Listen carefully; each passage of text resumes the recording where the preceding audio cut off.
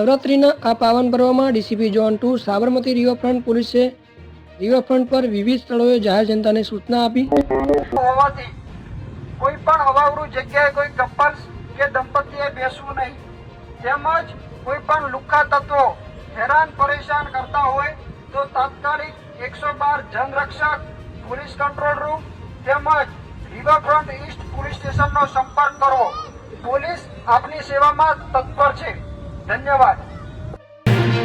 ગાંધીનગર બૈયલ ગામમાં ચાલુ નવરાત્રિમાં અધર્મીઓ દ્વારા પોલીસ પર હુમલો. પોલીસ ગુનેગારોને પકડી આગળની કાર્યવાહી શરૂ. બૈયલમાં જૂથ અથડામણની ઘટનાને યોગી દેવનાથ બાપુએ વખોડીને કહ્યું, ચાલુ નવરાત્રિમાં વિધર્મીઓ દ્વારા એ નવરાત્રિ ઉપર પથ્થરબાજી કરવી, દુકાનોમાં આગ લગાડવી અને ત્યાં ઉભેલી ગાડીઓને સળગાવી, એનાથી લાગે છે કે વિધર્મીઓના બહુ હોસલા બુલંદ થઈ ગયા છે.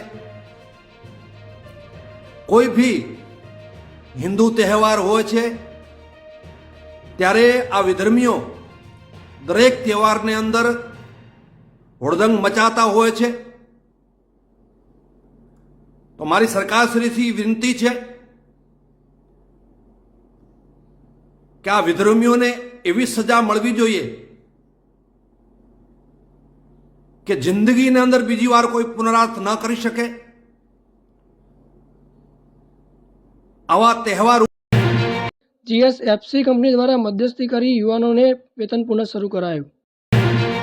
19/9/2025 યુટ્યુબ પર સરોજ સાગરમ નામની મહિલા દ્વારા પોતાના એકાઉન્ટમાં મા દુર્ગા વિશે અપશબ્દનો ઉપયોગ કરતા ઝડપી